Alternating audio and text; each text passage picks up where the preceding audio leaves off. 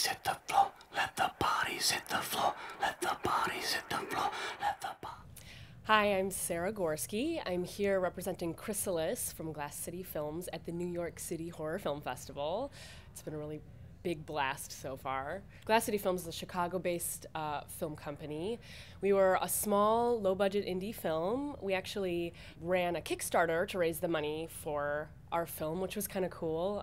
We had a lot of really neat prizes, got audience members involved as undead. It was a really successful fundraiser, and we shot most of it in Gary, Indiana. I got involved with Chrysalis because I knew Cole Simon, who plays Josh in the movie, was a friend of mine. We had performed on stage together and became really good friends after that. And he is the artistic director and one of the founders of Glass City Films. They had been looking at Ben Kirsten's script and thinking about producing it. And as it kind of started to come together as a film, Cole introduced me to John Klein, and I had done a few shorts with them. That script started coming together.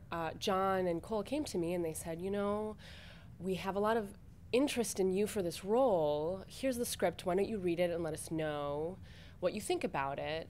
I jumped on board after I read the script. I just loved it. I loved the character. I really fell in love with Penelope. And the story itself, I'm a huge fan of horror in general, but I'm not a fan of stupid horror, and I felt like the script was smart and it was different, you know, especially setting the film in the future, 25 years after the apocalypse. So our characters were all either born during or after the actual apocalypse happens. Most zombie films, I feel like, usually take place during the apocalypse, and how do they escape the city, and how do they get out of the city? But this is a film much more about their survival and what's left of humanity when the rest of humanity is gone, when all the things we know, houses, marriage, you know, it doesn't exist. And I thought that was a really interesting concept, and what's left, and how do we survive, and how do we trust each other in a world where you don't have, you know, materials, you can barely find food.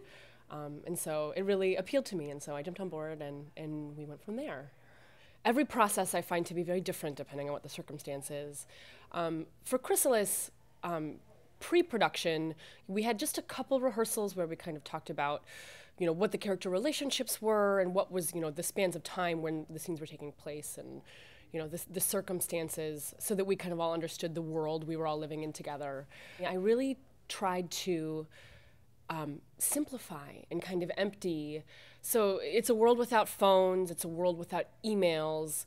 And for Penelope, her world is very much Josh. So she's a pretty simple character, and I don't mean that derogatorily. That is her world, though. And so as the movie progresses and as stressors happen, I found myself, you know, having emptied that and focusing on Josh, not to have to stretch very far, because, you know, when something happens to him or he disappears or I can't find him, and that's the center of your world, then you're lost. We were shooting in Gary, Indiana, most of it, in abandoned properties, warehouses, churches, in February, and it was freezing. We did the best we could. They got heaters, you know, and they took great care of us, actually. Glass City Films really cared a lot about our comfort and making sure we were all right, but it was still freezing, and so when we look cold in the scenes, we're not acting cold, we are cold, and of course when we started getting into night shoots, it actually became harder and harder.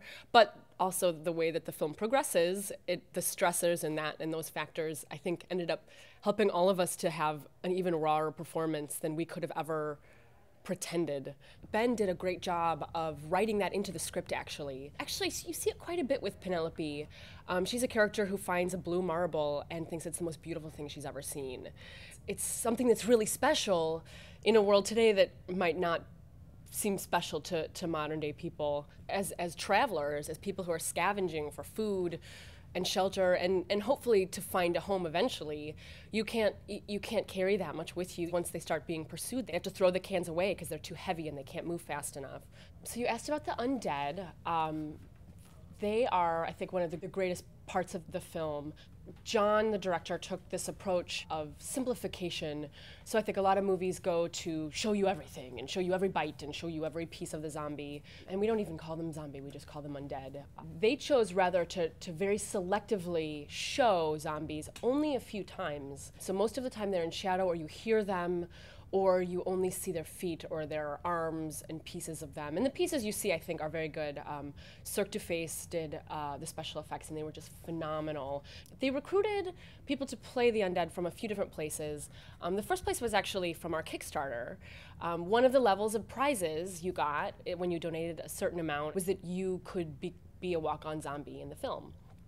And it actually was it was fascinating because those prizes sold out right away.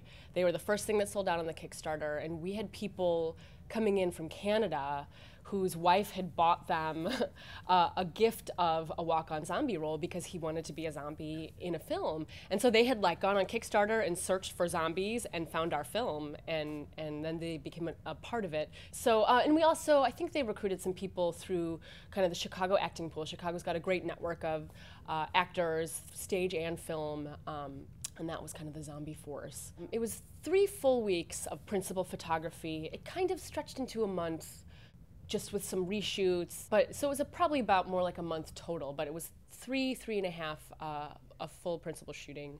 We had amazing luck with weather continuity, actually. By some miracle of some unknown Cthulhu god, the days that it was snowing in the script, it actually snowed, and we were able to kind of have weather continuity, which was kind of amazing because that doesn't really happen. And it was a little bit of a breakneck schedule, and it feels longer and harder when it's cold and the circumstances are very extreme. And that whole last week and a half with night shoots, which is its own set of challenges, I think, for everybody. And the circumstances being what they were, we had camera batteries freeze, and we had to get really creative. We had these hand warmers, and you'd break them, and we'd all have them, you know, in our pockets for between scenes. But then they started taping them to the camera batteries and things like that, and they got really creative with it. This is my first time at the New York City Horror Film Festival, and it's been a great time. I came by myself representing Chrysalis because everybody else was stuck in Chicago working. Everybody works so much. And everybody's been so kind and welcoming, and the films have been awesome. Everything I've seen has been just spectacular.